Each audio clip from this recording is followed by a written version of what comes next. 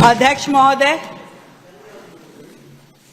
मैं माननीय उपराज्यपाल महोदय द्वारा उनके उद्बोधन में दिल्ली सरकार का जो रोड मैप प्रस्तुत किया गया, ना केवल उसका धन्यवाद देना चाहती हूं, बल्कि ये भी कहना चाहती हूं कि ये केवल कोई संसदीय रस्म अदायगी नहीं है कि एलजी साहब ने उद्बोधन दिया और हम धन्यवाद दे रहे हैं। दिल्ली इस समय अपने आप को उस सारे टकराव की स्थिति से बाहर दिखाने के लिए खड़ी हुई है। आज एक साथ इकट्ठे मिलकर के जहां सरकार, जहां केंद्र सरकार, जहां माननीय एलजी महोदय, जहां नगर निगम, सभी एजेंसियां मिलकर काम करती है और टकराव में नहीं, परिणाम के लिए काम करती है, दिल्ली के वेलफेयर के लिए काम करती है। ये सच में हमारी गवर्नेंस का वो मॉडल है जिसको एंडोर्स करते हुए हम अपनी जवाबदेही, समन्वय और स्पष्ट दिशा कि किस दिशा में हमें क्या काम करना है और क्या हमारे टारगेट हैं, ये हम जनता के सामने प्रस्तुत कर रहे हैं। सुशासन के साथ साथ संवेदनशीलता, इंफ्रास्ट्रक्चर के साथ साथ इंक्लूजन, और इस पूरे के पूरे हमारे कामों में हम ये बताना चाहते हैं कि हमारी यह सरकार जहां एक और गांधी जी के सर्वोदय को शासन की आत्मा मानती है, वहीं पंडित दीनदयाल उपाध्याय जी के अंत्योदय को अपनी नीति बनाती है, और अटल जी के राष्ट्रवाद पे चलते हुए हम माननीय प्रधानमंत्री नरेंद्र मोदी जी के विकसित भारत के और विकसित दिल्ली के संकल्प को साकार करने के लिए रोजाना लगातार काम कर रहे हैं। और यही कारण है कि दिल्ली में अब शासन और सत्ता प्रदर्शन का काम नहीं है, केवल दिखावे का काम नहीं है, ये सेवा का अभ्यास है जो दिल्ली सरकार करके दिखा रही है। यहां निर्णयों में शोर नहीं है, यहां समन्वय से होते निर्णय हैं। यहां पे सरकार का हर कदम नागरिक सेवा और राष्ट्र प्रथम की भावना से ओतप्रोत है, ये मैं कहना चाहती हूं। फरवरी 2025 में हमारी सरकार दिल्ली में आई, ऐसा लगा जैसे कि वर्षों के अंधकार के बाद दिल्ली में सूर्य की नई किरण आई है। 15-20 सालों में पूरी दिल्ली का टेक्सचर बदल गया, आबादी बढ़ गई, जरूरतें बढ़ गई, परंतु पिछली सरकारों ने उन ना जरूरतों को समझा, ना उन पे काम किया, और वो पूरी बुनियादी व्यवस्थाएं जो खड़ी होनी थी वो हो नहीं पाई और लगातार व्यवस्थाएं चरमराती गई। अध्यक्ष महोदय, हमने ये तय किया कि माननीय प्रधानमंत्री नरेंद्र मोदी जी के विकसित भारत के विजन के अनुरूप हम विकसित दिल्ली बनाएंगे, और इसके लिए दिल्ली को देश का एक टॉप सिटी, एक अच्छा सुंदर शहर बनाने के लिए हम सब लोग अपनी पूरी ऊर्जा के साथ, पूरे जोश के साथ दिल्ली को एक सिरे से सजाने के लिए, संवारने के लिए और व्यवस्थित करने के लिए हमारी पूरी टीम काम में जुटी है। हमारी प्राथमिकताएं हमने तय की, उसके मुताबिक हमने अपनी नीतियां बनाई, और फिर शॉर्ट टर्म, मिड टर्म और लॉन्ग टर्म अपने गोल तय किए, जिसके हिसाब से हम अपनी योजनाओं को धरती पे उतार सके। और मुझे संतोष है कि हम अपने इस 11 महीने के अल्पकाल में दिल्ली की दिशा बदलने में सफल रहे, दिल्ली को एक नई दिशा में, एक नए भविष्य की ओर ले जाने में हम सफल हो पाए। मैं बताना चाहूंगी, हेल्थ केयर की दिशा में जो हमने काम किया, जिसकी चर्चा माननीय सदस्यों ने भी की, पहले ही दिन शायद ही किसी सरकार ने इतना बड़ा निर्णय लिया होगा कि शपथ ग्रहण करने के तुरंत बाद आयुष्मान भारत जैसी बड़ी योजना को सेम डे कैबिनेट बुला करके हमने अप्रूव किया सेम डे। और इस 11 महीने में 4 लाख से ज्यादा लोगों का उसके अंदर रजिस्ट्रेशन, वय बंधन योजना जिसमें बुजुर्गों को इलाज की हमने सुविधा दी 10 लाख रुपए तक की, उसमें भी 2,62,000 लोगों से ज्यादा लोगों का रजिस्ट्रेशन होना यह दिखाता है कि दिल्ली की जनता तड़प रही थी, परेशान थी इलाज के लिए। आज लगभग 19,200 लोगों से ज्यादा लोगों ने इलाज पाया और 32 करोड़ से ज्यादा क्लेम अभी तक दिए जा चुके हैं। 32 करोड़ से ज्यादा। आप सोचिए कि किस तरह की स्थितियां थी कि लोगों को इलाज के लिए दर बदर घूमना पड़ता था। हमने आरोग्य मंदिर, जिसकी बात अभी कहां चले गए, वो अपना अपना भाषण दिए जा रहे हैं, चले जा रहे हैं। पहले भी कह रहे थे कि अरे जल्दी छुट्टी कर दो, वेल में भी आए कि हमें जाने दो, हमें सस्पेंड कर दो, पर अध्यक्ष जी आपने कमाल कर दिया, आपने कहा नहीं सुननी पड़ेगी तुम्हें बात, क्योंकि पॉल्यूशन पे चर्चा इतना विशेष विषय है, दिल्ली का कंसर्न है। मैं साधुवाद देती हूं जितने लोग बैठे हुए हैं कि आप लोग बैठे हैं उस चर्चा के लिए। तो आरोग्य मंदिर की दिशा में हमने 238 आरोग्य मंदिर खोले, 100 और तैयार है और इसे हमें 1100 तक लेकर के जाने का हमारा प्लान है कि दिल्ली में 1100 आरोग्य मंदिर हम खोलें।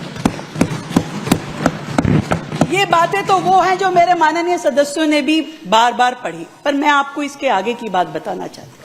हमने जो दिल्ली में एक बहुत ही बेहतरीन काम किया, हॉस्पिटल इंफॉर्मेशन मैनेजमेंट सिस्टम, एक डिजिटलाइज किया हमने पूरे हॉस्पिटल्स के सिस्टम को, जिसमें ऑनलाइन ओपीडी बुकिंग करी, जिसमें डिजिटल प्रिस्क्रिप्शंस अब डॉक्टर्स के द्वारा दी जाती है और हर पेशेंट का मेडिकल रिकॉर्ड आज अस्पतालों के पास है। वो जो करप्शन, वो जो व्यवस्थाओं में कमी, लीकेजेस पिछली सरकारों के समय में थी कि एक ही पेशेंट का 10 बार नाम लिख करके अलग अलग प्रकार की दवाइयों की पर्चियां बना बना करके न जाने करोड़ों रुपए के बिल उन्होंने बनाए होंगे, अब वो सब बंद हो गई है कि सारी चीजें डिजिटली अवेलेबल है। कौन पेशेंट है, किस अस्पताल में इलाज हुआ, एक अस्पताल में इलाज हुआ तो उसका रिकॉर्ड दूसरे अस्पताल में भी निकल आएगा। दिल्ली सरकार के सारे अस्पतालों का पूरा सिस्टम आपस में इंटरलिंक कर दिया गया है और जिन जिन हॉस्पिटल्स में जिन जिन मशीनों की कमी थी उन सब के लिए हमने उनको उपलब्ध कराने के लिए काम किया। उसमें 150 डायलिसिस की मशीनें हमने लगाई। हमने लोकनायक अस्पताल में हमने मेडिकल जेनेटिक वार्ड, यानी कि गर्भ में ही, मां के गर्भ में ही बच्चे की जेनेटिक प्रॉब्लम कोई है तो वो ध्यान में आ जाए, ऐसे दुर्लभ बीमारियों को जांचने का वार्ड हमने लोकनायक अस्पताल में बनाया, जो कहीं नहीं है दिल्ली में, किसी अस्पताल में नहीं है अभी। और ऐसे ही हमने नेट मशीन जो सेफ ब्लड ट्रांसफ्यूजन की दिशा में काम करती है, यानी कि आपको किसी को अगर ब्लड डोनेट करना है तो 2 दिन में रिपोर्ट देकर के ये बताती है कि ये ब्लड सामने वाले व्यक्ति को देने के लिए सही है कि नहीं है, उसमें किसी तरह का इन्फेक्शन तो नहीं है। ऐसी रेयर मशीन जो दिल्ली में पहली बार लगी, उसको हमने अस्पताल में लगवाया। नवजात शिशुओं के लिए हमने दिल्ली सरकार के अस्पताल में लैक्टेशन मैनेजमेंट यूनिट दिल्ली सरकार के अस्पताल में शुरू किया, जिसमें कि नवजात बच्चा जिसको मां के दूध की आवश्यकता है वो वहां पे प्रिजर्व होगा, उसको मिल पाएगा और ऐसे बच्चों की सेहत और जान बचाने के लिए एक बहुत बड़ा काम हमारे दिल्ली सरकार के अस्पतालों में हो पाएगा। मैं एक चीज और कहना चाहती हूं कि हमारे दिल्ली सरकार के अस्पतालों में अभी तक कोई भी जो दिल्ली स्टेट आयुष सोसाइटी नहीं थी, अभी तक नेशनल आयुष मिशन तो था पर दिल्ली में आयुष सोसाइटी के नाम पे कुछ भी नहीं बनाया गया था। तो हमने दिल्ली सरकार में आने के बाद दिल्ली स्टेट आयुष सोसाइटी बनाई और केंद्र से भी सहायता पाई और दिल्ली में आयुष के जितने काम हैं इन अस्पतालों को संबल देना, वहां दवाइयां देना और उनको बेहतर बनाने की दिशा में हमने काम किया। सर, ये भी कहना चाहूंगी कि दिल्ली जैसा शहर जो देश की राजधानी है, यहां ऑर्गन डोनेशन का कोई भी व्यवस्थित प्लेटफॉर्म दिल्ली में नहीं था। हमने दिल्ली सरकार में आने के बाद state organ and tissue transplant organisation SOTTO बनाया, जिसके माध्यम से ऑर्गन डोनेशन को व्यवस्थित किया गया। आज दिल्ली राज्य भी ऑर्गन की जरूरतों को, लाखों लोगों की जान बचाने की दिशा में अपनी भूमिका निभा पा रहा है। यह हमारे लिए गर्व की बात है।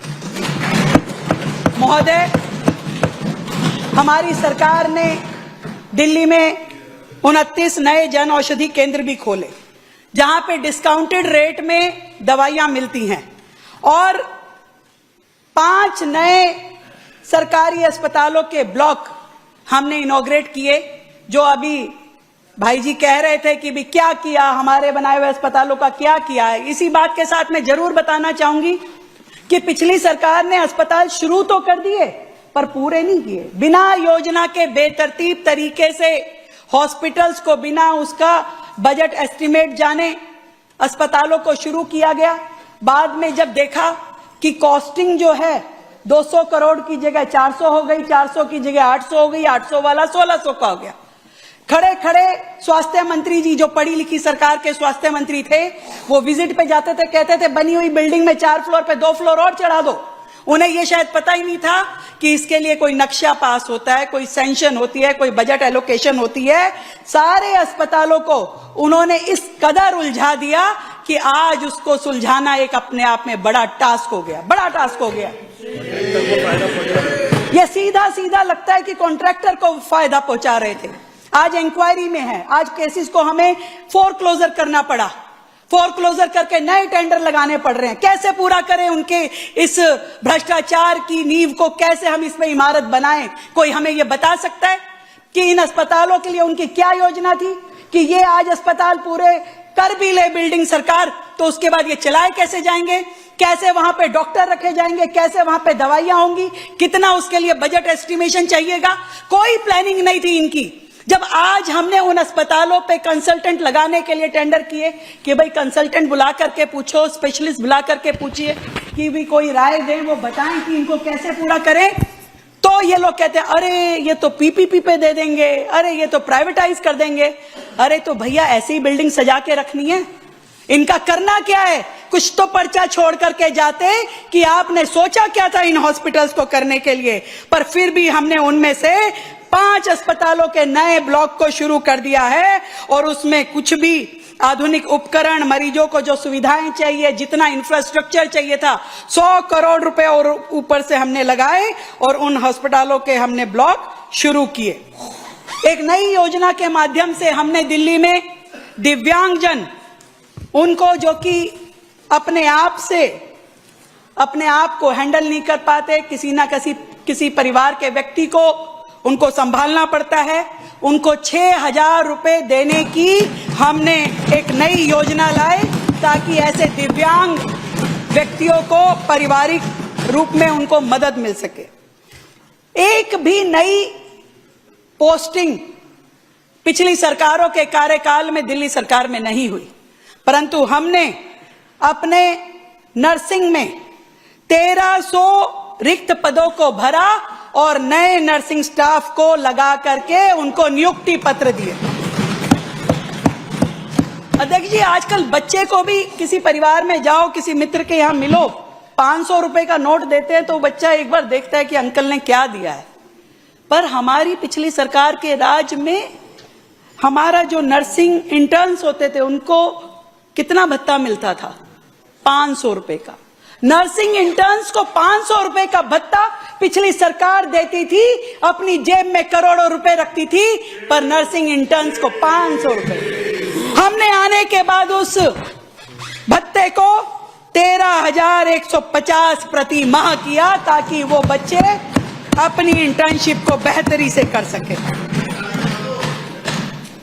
दिल्ली में हमने एक नया सेवा मॉडल प्रस्तुत किया, कोई भूखा ना सोए, और इसके लिए हमने वो मैनिफेस्टो जो वो लेके घूम रहे हैं, लेके रखिए, बिल्कुल रोज पढ़िए, क्योंकि एक एक वाक्य जो उस मैनिफेस्टो में लिखा है वो रेखा गुप्ता सरकार दिल्ली को पूरा करके देगी। एक काम भी छोड़ने वाली नहीं है, मैं ये आपको बताना चाहती हूं, एक काम भी। अटल अटल कैंटीन हमने 100 बोली थी और 100 बना के रहेंगे हम अटल कैंटीन। ग्रैब लग गया, बाकी परेशानियां हुई, तो कुछ बनने में थोड़ा टाइम लगा। 45 पूरी हो गई हैं, 55 और बहुत जल्द हम पूरी करके दिल्ली की जनता को देंगे। रोजाना 1000 लोगों को खाना, और इसमें 100 कैंटीन में 1 लाख लोग रोजाना भोजन करेंगे। ये है हमारी सेवा का नया मॉडल। मात्र 5 रुपए में, मात्र 5 रुपए में। मैं बहुत बहुत बधाई देती हूं अपनी सरकार के शिक्षा मंत्री आशीष सूद जी को, जिन्होंने बहुत ही मेहनत के साथ अपने अधिकारियों के साथ बैठ के दिल्ली के लिए वो ऐतिहासिक एक्ट बनाया, दिल्ली स्कूल एजुकेशन एक्ट 2025, जो पहली बार इन प्राइवेट स्कूल वालों को अपने नियमों में बांध पाया कि कोई भी स्कूल अपनी मन मर्जी से फीस नहीं बढ़ा सकता। आपको फीस बढ़ाने के लिए अपने पेरेंट्स को, स्टाफ को, मैनेजमेंट को, सबको अपने साथ जोड़ करके राय लेनी होगी, मिलकर निर्णय करना होगा। और आज भी जिस तरीके से कोर्ट ने उन सभी प्राइवेट स्कूलों वालों को इस बात का संज्ञान दिया कि आपको ये कमेटी बना करके अपने फीस स्ट्रक्चर में पेरेंट्स का इन्वॉल्वमेंट करना पड़ेगा, ये दिल्ली सरकार की एक बड़ी जीत है। सीएम श्री स्कूल, अभी बार बार कह रहे थे CM Shri school, BR Ambedkar साहब का नाम हटा दिया। कोई नाम नहीं हटाया। मैं आज यहां इस विधानसभा परिसर में इस पवित्र मंच से कह रही हूं, कोई बाबा साहब का नाम किसी स्कूल से नहीं हटा है। हमने बाबा साहब का नाम केवल रख करके उन स्कूलों की जो दुर्गत थी उसको ठीक करने के लिए उन्हें सीएम श्री स्कूल बनाया है, ताकि वहां पे बेहतर से बेहतर सुविधाएं सरकार के द्वारा दी जाए। उन स्कूलों में हर क्लास में स्मार्ट बोर्ड होंगे, हर स्कूल में डिजिटल लाइब्रेरी होगी, हर प्रकार की सुविधा, स्पोर्ट्स ग्राउंड, हर चीज उन स्कूलों में हो, ताकि बाबा साहब की पुण्य आत्मा को भी प्रसन्नता हो कि मेरे नाम पे जो स्कूल हैं वो बेहतरी से चल रहे हैं। ये कारण से हमने उनको सीएम श्री स्कूल किया है। केवल नाम रखने से सेवा भाव या सम्मान नहीं होता, करके दिखाना पड़ता है कि आपने उन स्कूलों में कुछ अलग किया। मुझे खुशी है कि हमारे शिक्षा विभाग ने जो चिल्ड्रन विद स्पेशल नीड है उनके लिए 10 थेरेपेटिक सेंटर खोले हैं, जिसमें 12,000 से ज्यादा बच्चों को शिक्षा दी जाएगी। ये उन बच्चों के लिए है जो विशेष हैं। मैं अध्यक्ष जी ये कहना चाहती हूं कि दिल्ली सरकार का हमारा ये कार्यकाल, 5 साल का ये कार्यकाल, इसमें एजुकेशन को, विशेष रूप से सरकारी स्कूलों को एक नए मुकाम पे पहुंचाना हमारी प्रतिबद्धता है। एक एक स्कूल में 100, 200, 500 नहीं, हर क्लासरूम स्मार्ट बोर्ड के साथ होगा, ये हमारा प्रण है। हर स्कूल में लाइब्रेरी होगी, स्पोर्ट्स ग्राउंड होगा, सारी फैसिलिटीज होगी, बेहतरीन टॉयलेट होंगे, टीचर्स, स्टाफ, किसी प्रकार की कोई कमी नहीं होगी। ऐसा पूरा का पूरा एजुकेशन इंफ्रास्ट्रक्चर हमारी सरकार के द्वारा बनाया जाएगा, ये मैं आपको कहना चाहती हूं। अनेकों काम किए हमने इस 11 महीने में, कोई मुकाबला नहीं है 11 साल की सरकार से इस 11 महीने की सरकार का। फिर भी ये कहते क्या किया, बताइए क्या किया। तो बता रहे हैं भाई, जोड़ लीजिए, आप अपना रिकॉर्ड निकालिए कि जब आप 11 महीने पे थे तो आपने कितने काम किए थे। ऐतिहासिक कदम उठाया दिल्ली सरकार ने।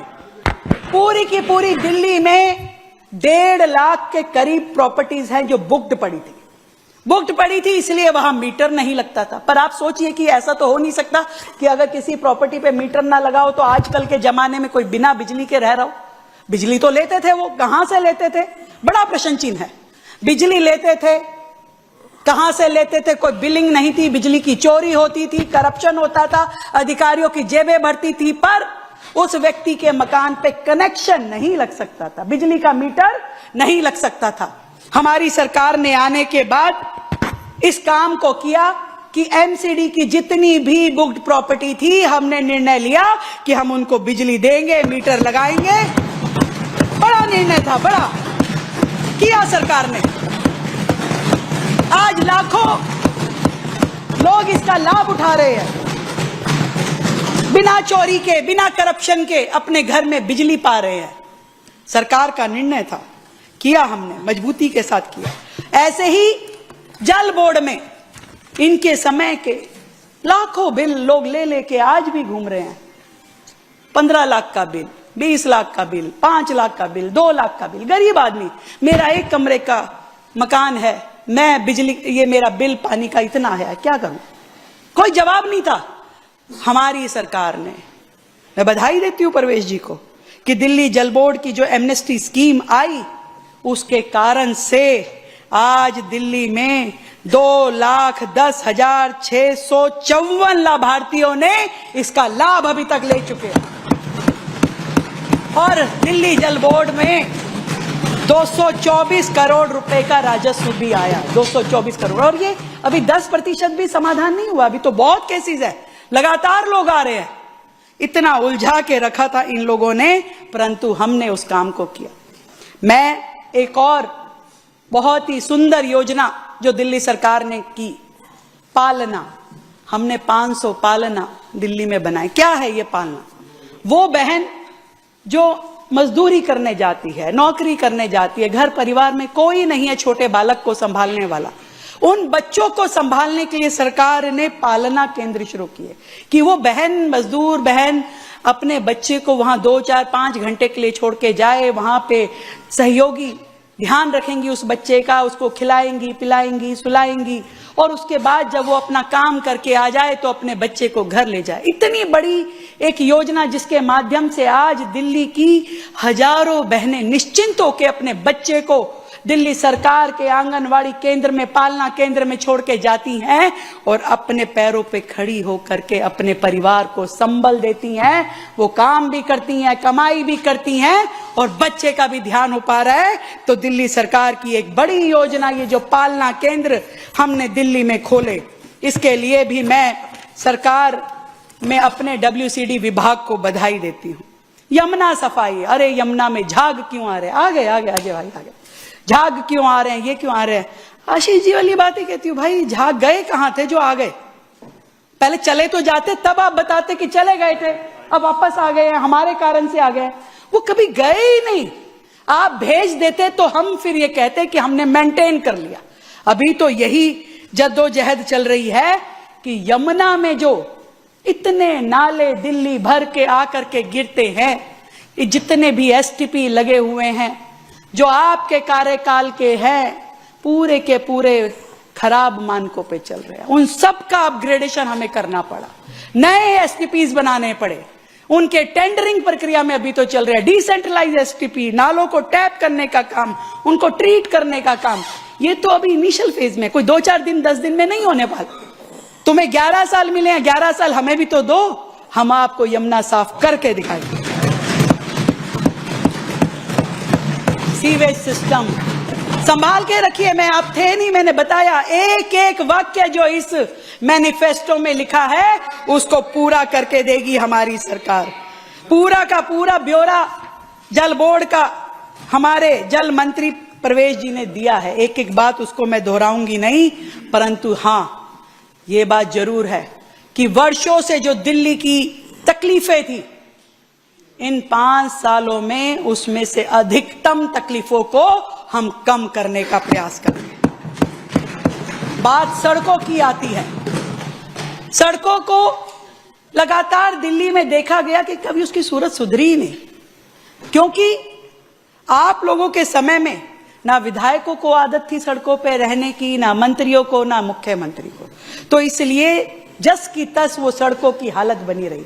परंतु हमारी सरकार का ये निर्णय है 100% सड़कों को हम वॉल टू वॉल कारपेटिंग करेंगे, रीकारपेटिंग करेंगे, उसकी पूरी की पूरी 100% सड़कों को एक भी सड़क छोड़ने वाले नहीं है। पहले फेज में हम 140 किलोमीटर सड़कें अपनी पीडब्ल्यूडी की रिकारपेटिंग कर चुके हैं और आगे की पूरी योजना पाइपलाइन में है।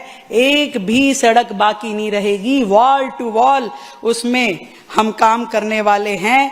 उसमें साइड बम, उसमें सेंटर वर्ज, ये सारी की सारी सड़क को पूरी तरीके से शानदार बनाते हुए उसमें प्लांटेशन का काम, उसमें हर तरीके का काम हम सड़कों पे करने वाले हैं। इसी प्रकार से सारे दिल्ली के जितने टॉयलेट्स हैं उनको बेहतरीन व्यवस्थाएं देना हमारा संकल्प है। जितने भी हमारे बस क्यू शेल्टर है उन सबको बेहतर करना हमारा संकल्प है।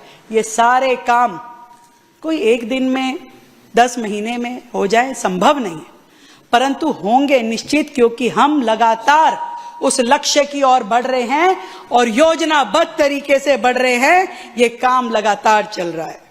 जरूर बताना चाहूंगी, ट्रांसपोर्ट में हमने जो काम किए हैं, पब्लिक ट्रांसपोर्ट को 100% ईवी पे लेके जाने का हमारा लक्ष्य है। इस समय 3500 ईवी बसें सड़कों पे चल रही हैं, जिसको 1500 बसों का इजाफा हमने अपने कार्यकाल में किया और ये टारगेट ये है कि 2026 के अंत तक 7500 बसेस और फिर उसके बाद अगले साल उसको 10,000 बसेस तक लेकर के जाएं, ताकि एक जो बड़ी समस्या दिल्ली में प्रदूषण की है, इन ईवी बसों के माध्यम से उन प्रदूषण पे भी हम काम कर सके।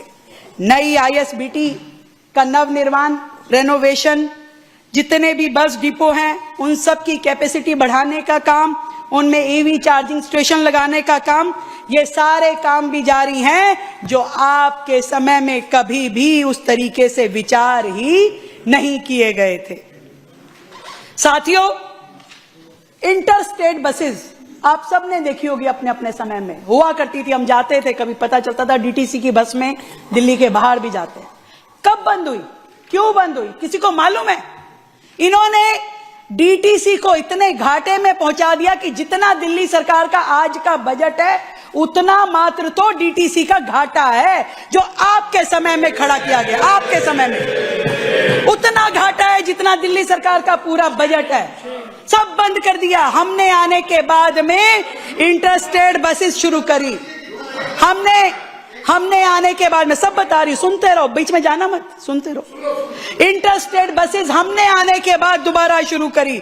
यूनिवर्सिटी की यू स्पेशल बस हमने आने के बाद दोबारा शुरू करी। जितना भी रूट को दोबारा से रैशनलाइज करने का काम हमने आकर के दोबारा से शुरू किया। और यहां तक कि डिम्स, जिसको आपने डीटीसी का इतना बड़ा हिस्सा बेच दिया था, हमने आने के बाद टीम से अपना शेयर वापस लेने के लिए फिर से किवायत शुरू की है और हमने उनसे पूरा बस का रूट ले लिया है। अब सारी बसें दिल्ली सरकार स्वयं चला रही है और इसके आगे भी दिल्ली सरकार ही अपने डीटीसी को पूरे के पूरे नुकसान से बाहर लेकर के आने का काम करेगी। डीटीसी फिर से अपनी जिंदगी जिएगा, हमारे कर्मचारी फिर से अपनी डीटीसी में काम करेंगे और हर एक व्यक्ति को उसके अधिकार मिलेंगे।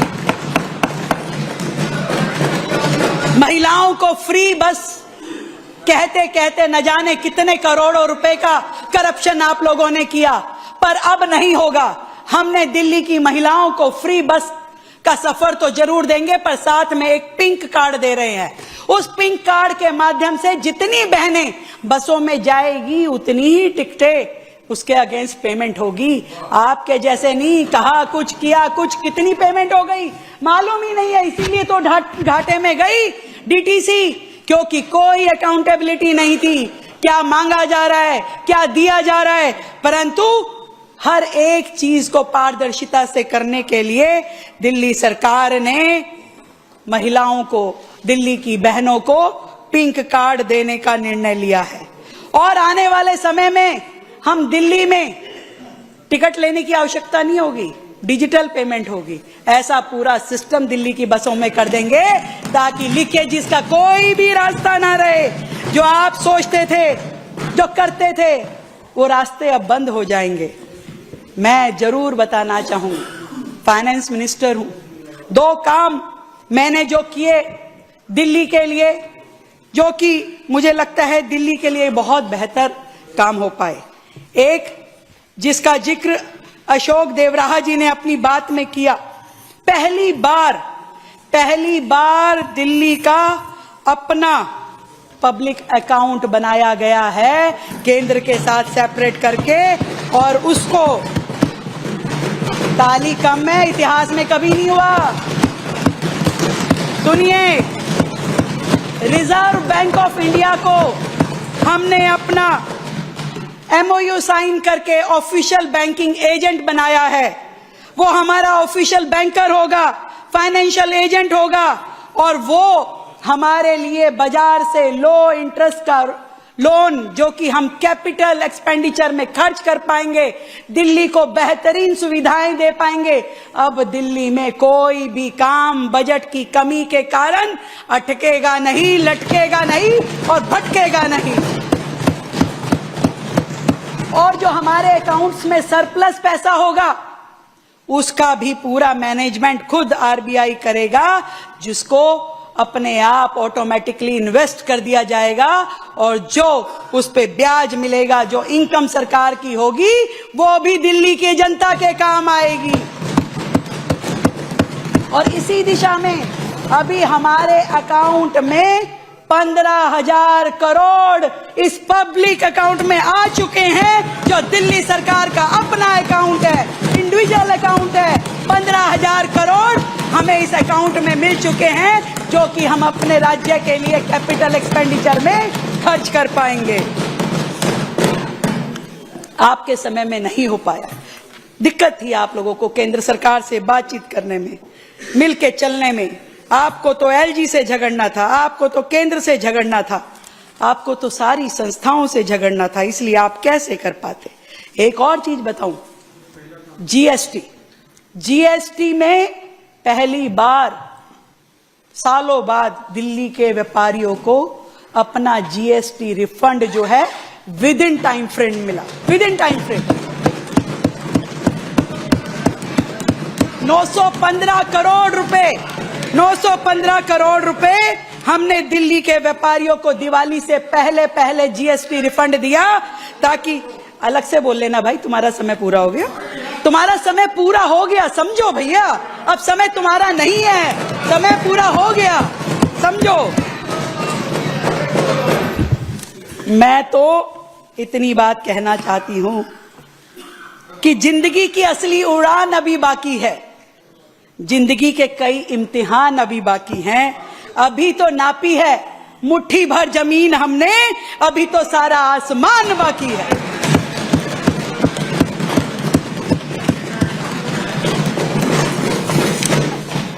ये अजय भाई बैठे हैं तो एक पर्चा जरूर पढ़ना चाहूंगी। इन्होंने कहा सिलेंडर नहीं दिया, 2,500 रुपए नहीं दिए। अरे सुनो तो तुम्हारी बात का जवाब दे रही हूं। अध्यक्ष जी मेरा टाइम 2 मिनट इनके हिसाब से कर देना। कहा जी सिलेंडर नहीं दिया और 2,500 रुपए नहीं दिए। मैं बताऊं हमने क्या क्या दिया, तुम्हारे अकाउंट में क्या क्या दिया, ये सुनिए। DMRC की पेमेंट जो आम आदमी पार्टी की सरकार में दी जानी चाहिए थी, फेज 1, 2 और 3 की 9,087 करोड़ रुपए हमने देने का वादा किया। तभी DMRC का काम दोबारा बढ़ पाएगा। इसी तरीके से पेरिफेरल एक्सप्रेस वे के अकाउंट में जो पैसा आपकी सरकार के समय दिया जाना चाहिए था, वो सारी रोड दिल्ली के लिए बनी। आज दिल्ली में कितना ट्रैफिक कंजेशन कम हो पाया इन सभी एक्सप्रेस वे के कारण से। 3700 करोड़ रुपए उस अकाउंट में पेंडिंग है, जो हमें देने पड़ेंगे आपके कारण, आपके समय की पेंडिंग लायबिलिटी के कारण। इसी तरीके से पावर विभाग की 3326 करोड़ रुपए आपके समय के पेंडिंग लायबिलिटी आज की वर्तमान की दिल्ली सरकार को देनी पड़ेगी। आप पूछते हो सिलेंडर, आप पूछते हो ये थोड़ी ना बता के गए थे आपकी ये लायबिलिटी पेंडिंग है। अभी तो सुनते रहिए, इतना बड़ा परिचय, थोड़े मेन स्पोर्ट्स के बच्चे 3 साल से उनको प्राइज मनी नहीं मिला। 24 करोड़ रुपए उस हेड के भी पेंडिंग हैं। आपके हॉस्पिटल्स के प्रोजेक्ट के लगभग 1800 करोड़ रुपए की देनदारी हमारे ऊपर खड़ी है। बच्चों को बैकवर्ड क्लास के, हमारे इकोनॉमिकल बैकवर्ड बच्चों को, माइनॉरिटी के बच्चों को जो है स्कॉलरशिप 17 करोड़ रुपए उस हेड में अभी हमें देना पड़ेगा जो आप नहीं देके गए हैं। ऐसे ही आरआरटीएस के अकाउंट में 250 करोड़ रुपए जो आपको देने थे, आपने नहीं दिए, हमें देने पड़ेंगे। जय भीम स्कीम जो बच्चों के इन्होंने कोचिंग के लिए देनी थी, 150 करोड़ रुपए की लायबिलिटी, 15 करोड़ रुपए की योजना बनाई। आज इतने सारे कोचिंग सेंटर खड़े हुए 150 करोड़ रुपए मांग रहे हैं भाई, कह रहे 150 करोड़ हम भी हैं, हम भी हैं। पता नहीं कौन कौन इनके साथ में मिली भगत में था। 150 करोड़ रुपए की लायबिलिटी सरकार पे खड़ी हुई है। और तो और छोड़ो, कितने शर्म की बात है, कोविड के समय में जो सरकारी कर्मचारी, जो डॉक्टर जिनकी मौत हुई, उनके पैसे भी इन्होंने नहीं दिए, वो भी हमें देने हैं, वो हमने दिए, वो हमने दे दिए। ऐसी ये सारी लायबिलिटीज इनको चुकाने में लगे भाई। मिलेगा, सिलेंडर भी मिलेगा, 2500 रुपए भी मिलेगा, चिंता मत कीजिए। ये हमारी सरकार है, नरेंद्र मोदी जी के विजन की सरकार है। एक एक शब्द जो कहा है उसे पूरा करेंगे और उस पैसे को हम देंगे। आप लोग क्या जानो मिल करके काम करना क्या होता है, एजेंसीज को आप में इकट्ठे मिल करके चलाना क्या होता है। इस पूरी की पूरी सरकार में आपने टकराव को अपनी रणनीति बनाया, अराजकता को आपने राजनीति बनाया। आपने कब काम करने की कोशिश करी? आपको तो केंद्र सरकार से भी यदि कोई सब्सिडी आती थी, कोई ग्रांट आती थी, तो आप वापस भेज देते थे कि कहीं केंद्र सरकार का नाम ना हो जाए। मैं आपसे पूछना चाहती हूं, आपके उन नेता से पूछना चाहती हूं कि ये कोई आपके बेटे की शादी में आया लफाफा नहीं था कि 1 रुपया रखा और बाकी वापस दे दिया। ये दिल्ली सरकार का पैसा था, ये दिल्ली की जनता के हक का पैसा था, जिसको आपने लौटा दिया और दिल्ली का विकास कार्य रुक गए। शर्म आनी चाहिए आपको। दिल्ली के हक का पैसा आपने दिल्ली में पहुंचने नहीं दिया, जिसको आज हम अलग अलग मदों में दिल्ली के लिए लेके आ रहे हैं। आज हम कभी डीडीए के साथ बैठ के master plan, circle rate revision करते हैं, लैंड मैनेजमेंट पब्लिक यूटिलिटी के लिए करते हैं, तो कभी हम एमसीडी को उसकी जरूरतों के लिए ग्रांट देते हैं, एक्स्ट्रा ग्रांट। अभी भी 500 करोड़ हमने दिया। हमने उनको 70 एमआरएस मशीन और 1000 लीटर पिकर मशीनों को लेने के लिए 2300 करोड़ रुपए की सब्सिडी दी। आप सोचिए कि हम लोग दिल्ली के भले के लिए हर संभव प्रयास, हर संभव काम करने की दिशा में चल रहे हैं। मैं लगातार जो हमारे एलजी महोदय ने दिल्ली के लिए मेहनत करी, दिल्ली के हर विषय पे काम किया, दिल्ली को बचा के रखने के लिए जितनी भी शिद्दत से उन्होंने दिल्ली में समय लगाया, आज इस सदन के माध्यम से उनका भी धन्यवाद करती हूं। उनकी मेहनत को हम सलाम करते हैं। मैं सेंट्रल गवर्नमेंट द्वारा जितनी भी दिल्ली राज्य को स्कीम दी गई है, जितनी ग्रांट दी गई है, उसके लिए भी धन्यवाद करती हूं, क्योंकि आज हजारों करोड़ रुपया उस मद में हमें मिला है और हम दिल्ली के बेहतरी के लिए काम कर पा रहे हैं। मैं उन सभी एजेंसीज का, उन सभी विभागों का भी धन्यवाद करती हूं जिसने दिल्ली सरकार के साथ में लगातार कंधे से कंधा मिला के काम किया और दिल्ली को बेहतर बनाने की दिशा में एक एक कदम रोजाना आगे बढ़ा रहे। मैं अध्यक्ष जी कहना चाहती हूं, मैं, मेरे मंत्री, मेरे विधायक, हम सब लोग लगातार दिल्ली की सड़कों पे काम करते हुए दिखाई दे जाएंगे। लगातार दिल्ली की जनता की सेवा में हमें आप कार्यरत देख लेंगे, क्योंकि हमारी सरकार अकाउंटेबिलिटी की सरकार है। परंतु मुझे थोड़ी तकलीफ है, इन लोगों को 24/7 एक महिला मुख्यमंत्री काम करते हुए अच्छी नहीं लगती। उनको तकलीफ होती है, सहन नहीं होता। कभी वो सम्मान को ठेस पहुंचाने वाली कुछ बातें कहेंगे, फिर कभी घटिया कमेंट करेंगे, फिर बेबुनियाद इल्जाम लगाएंगे, फिर कभी शब्दों को पकड़ेंगे, कहेंगे AQI को AIQ बोल दिया। आज भी बोलेंगे कुछ, अभी मेरी पूरी स्पीच देखेंगे, उसमें से निकाल के लाएंगे। इनको अच्छा नहीं लगता। एक महिला वो राज्य चला रही है, दिल्ली जैसा, रोज इतने काम कर रही है। ये तकलीफ है मुझे इस बात की, जिस तरीके से इन लोगों का व्यवहार रहता है।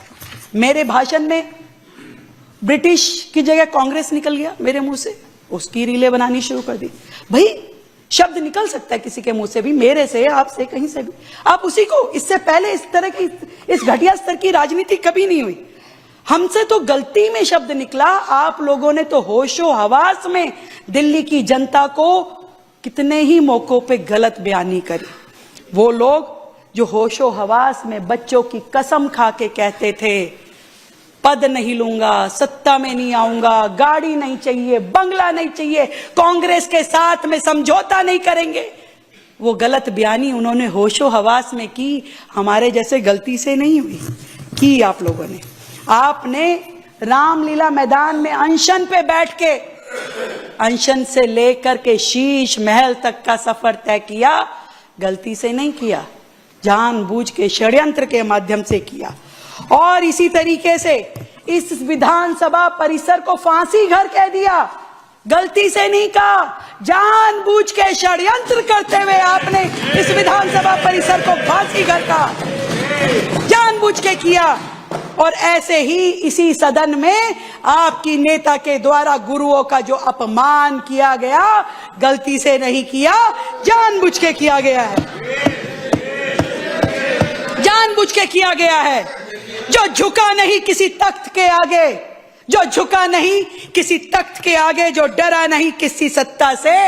जब अंधकार ने साहस खोया, जब अंधकार ने साहस खोया, जब सत्य मौन से डर गया, तब नानक बन के खड़ा हुआ, तब नानक बन के खड़ा हुआ, दीप बन के तूफानों से लड़ गया। राष्ट्र का मान है गुरु, राष्ट्र की शान है गुरु, राष्ट्र का मान है गुरु, राष्ट्र की शान है गुरु, सनातन की अमर पहचान है गुरु, सनातन की अमर पहचान है गुरु। गुरुओं का अपमान कतई सहेंगे, नहीं सहेंगे, नहीं सहेंगे, नहीं सहेंगे, नहीं सहेंगे, बिल्कुल नहीं सहेंगे। और सरकार की बात, सरकार अपना काम कर रही है, पूरी ईमानदारी से कर रही है, शिद्दत से कर रही है। बहुत जल्द आपको और बेहतर रिजल्ट दिखाई देने लगेंगे। दिल्ली सरकार, वर्तमान की दिल्ली सरकार धरने में नहीं करने में विश्वास रखती है, धरने में नहीं करने में विश्वास रखती है, कन्फर्ट्रेशन में नहीं कॉपरेशन में विश्वास रखती है, और रिबन कटिंग में नहीं, रिबन कटिंग में नहीं, रोड कंप्लीशन में विश्वास रखती है। और स्लोगन में नहीं, स्लोगन में नहीं, सिस्टम में काम करती है। ये दिल्ली की वर्तमान सरकार है जो अनाउंसमेंट में नहीं, एग्जीक्यूशन में काम करती है। अध्यक्ष जी, दिल्ली की ये सरकार अपने 11 महीने का कार्यकाल पूरा करे। 11 साल की सरकार से हम क्या कम्पीट करेंगे? 11 साल वालों ने जितना अपने 11 साल में नहीं किया, उससे ज्यादा हमने अपने 11 महीने में करके, पारदर्शिता के साथ में करके दिखाया है, दिल्ली की बेहतरी के लिए करके दिखाया है। और हर काम पे हमारी नीति और नियत दोनों स्पष्ट है। दिल्ली का कल बेहतर होगा, सुंदर होगा, इस बात का विश्वास मैं दिल्ली की जनता का दिलाती हूं। मिल करके हम लोग एक बार बोलेंगे, वाहेगुरु जी का खालसा, बोले सोनिहाल। धन्यवाद अध्यक्ष जी।